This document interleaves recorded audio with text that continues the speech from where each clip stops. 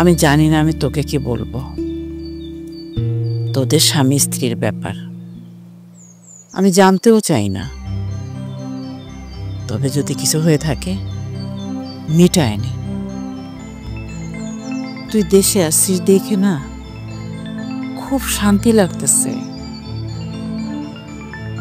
আর যদি কিছু হয়েও থাকে তুই আমারে বলতে পারিস। মা কিছুই হয়নি,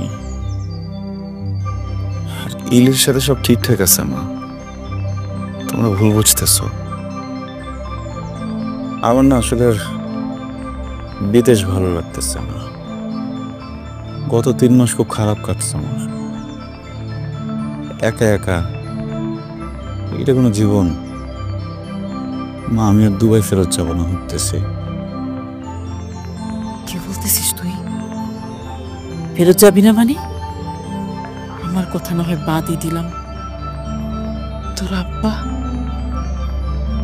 কত কষ্ট করে তোরে বিদেশ পাঠাইছে।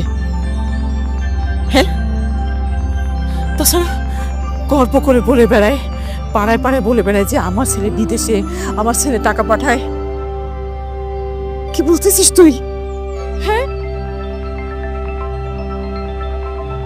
মা, বিদেশটা না শুনতেই ভালো লাগে বুঝছো,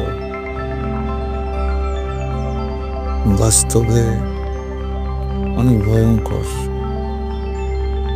ফাটায় জ্বর আসলেও মাথায় হাত দেওয়ার মতো কেউ এখানে থাকে না। আমি আর ভিতরে যাবো না মা।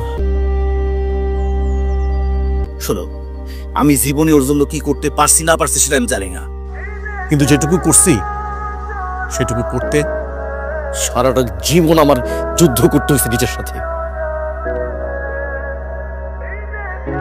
আমি তো এমন দায়িত্বহীন ছেলের জন্য যুদ্ধ করিনি সারা জীবন। হ্যাঁ, আমার জীবনের সর্বস্ব দিয়ে আমি ওরে দুবাই পাঠাচ্ছি। কেন তোমার শখের গহনা বিক্রি করিনি? জানে সেটাও? জানে সব কোনো দাম আছে সেই সব জিনিসের ওর কাছে? আমরা আর কয়দিন, 2 দিন পরে তো মারাই যাবো। ও কি করবো তখন? হ্যাঁ, এই কি করবে ও? আর একটা মেয়েকে ভালোবাসা অন্যের একটা মেয়ের ঘরে উঠেছে, তার জীবনটা নষ্ট করতেছে।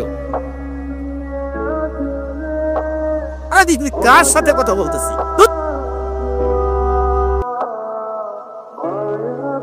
ভদ্রলোকের সাথে কথা হয়? রবিকে বলো আমার সঙ্গে দেখা করতে, ঠিক আছে? আমি তোমাদের কিছু কথা বলতে চাই, সবকিছু জেনেই বলছি। তোমাদের দুজনের আসলে প্ল্যানটা কি? কিসের প্ল্যান? না মানে খুলে বললে বুঝতে পারতাম, আমি বুঝতে পারছি না। আমি বলছিলাম তোমরা দুজন দুজনকে ভালোবেসে পছন্দ করে বিয়ে করেছো, কিন্তু আমি আমার মেয়ের চোখে প্রতিদিন পানি দেখব এটা সাধ্য তো আমার নাই। তোমার যদি কোনো সমস্যা থাকে আমাকে জানাতে পারো, আমি আমার মেয়েকে সুন্দরভাবে রাখতে পারবো। কি বলেন আপনি? এগুলো কি বলতেছেন আপনি?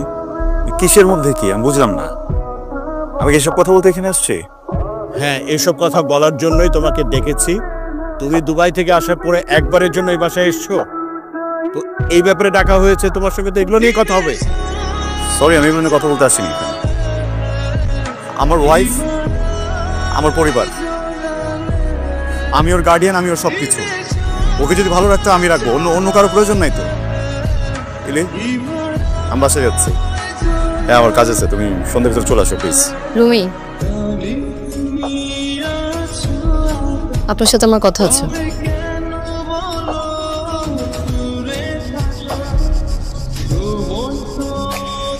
আপনাকে গতকালকে এতবার কল দিলাম, ধরলেন না কেন? বাসার অবস্থা বেশি একটা ভালো না বুঝছো, মন মানসিকতাও ভালো না। তুমি বাসায় আসলে বুঝতে পারবে। কে যাবে? আমি? কি হয়েছে? কি সমস্যা বাসে? আপনি সেদিন আসলেন, এসে মধুর মধুর কথা বলে চলে গেলেন, তারপর যেইলাও সে কবি। কেন নাটক করছেন? দরকার আছে এসবের কোনো? নাটক করবো কেন? এভাবে কেন কথা বলো? না বললে হয় না? তো কি করছেন? আপনি হুট করে আসলেন, এসে বললেন সারপ্রাইজ দিতে এসেছেন, এখন বলছেন দুবাই যাবেন না। প্রবলেমটা কোথায় রুমি? হ্যাঁ, আমি তো এই মানুষটাকে ভালোবাসিনি। আমি আপনাকে ভালোবেসেছি, আপনার প্রেমে পড়েছি কারণ আপনার ভিতরে একটা ভালো মানুষ ছিল। এরকম ভন্ড, এরকম প্যাচানো মানুষের প্রেমে তো আমি পড়িনি। আমি বাসায় যাচ্ছি, তুমি চলে এসো। কে যাবে? আমি যাব? যে মানুষ আমার বাবার সাথে এরকম উঁচা গলায় কথা বলতে পারে তার বাসায় আমি যেয়ে থাকবো? কিভাবে কথা বলবো তোমার আমার সাথে? হ্যাঁ, কিভাবে কথা বলবো বলো? সে কি বুঝাতে চাই আমি বুঝছি না। এই ধরনের কথা বলে কেউ আসলে ভালোভাবে কথা বলতে পারবে না।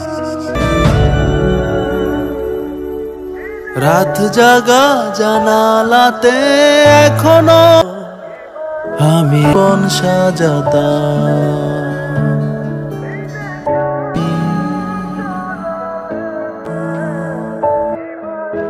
আই রুমি, খাবি চল।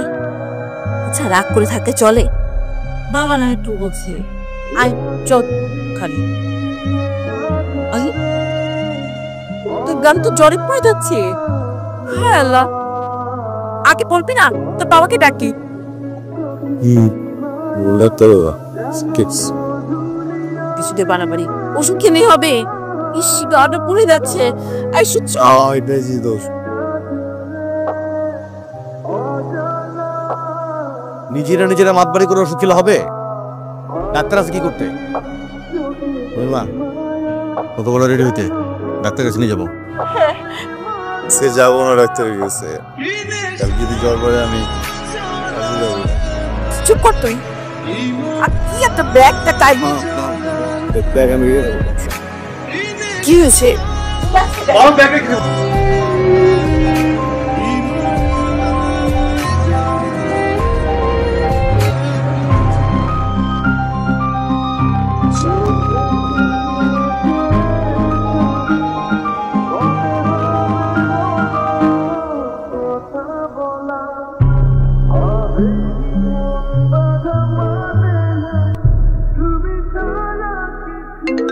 এলি এলি, তোর শ্বশুর ফোন করেছে? এখন তো সবাই ফোন করবেই।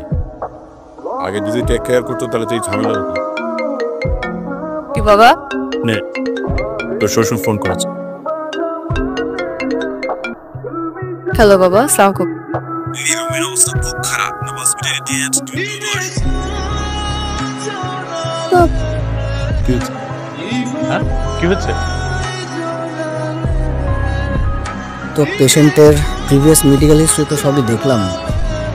ওনার তো সিকেডি, আপনার ওনাকে আগে হসপিটাল আনেননি কেন? আমরা তো সাথে সাথেই নিয়ে আসলাম। 5-এর উপর চলে যায় তখন কিন্তু কিডনি ডায়ালিসিস ছাড়া উপায় থাকে না। আর স্টেজ 5 তো খুবই খারাপ, অর্থাৎ কিডনি ফেইলার হয়। আপনাদের পেশেন্টের ব্লাড গ্রুপটা খুবই রেয়ার, এটাকে RH নাল বলে, অর্থাৎ গোল্ডেন ব্লাড। এটা ওয়ার্ল্ডে আসলে কোটিতে একজনের হয়। বেসিক্যালি এই ধরনের পেশেন্ট শুধু ব্লাড ডোনেটই করতে পারবে, কখনো রিসিভ করতে পারবে না।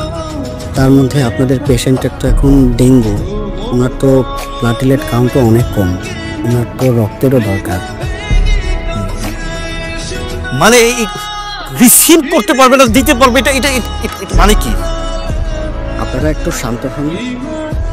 এরকম সিচুয়েশনে আসলে আমাদের আসলে এখন আর কিছু করার নাই, নিজেকে বোঝার চেষ্টা করুন।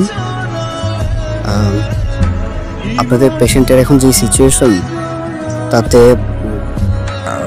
খুব বেশি দিন মনে হয় সারভাইভ করবেন না। ডক্টর দেখেন, ডক্টর আপনি, আপনার কাছে নিয়ে এসেছি আমরা।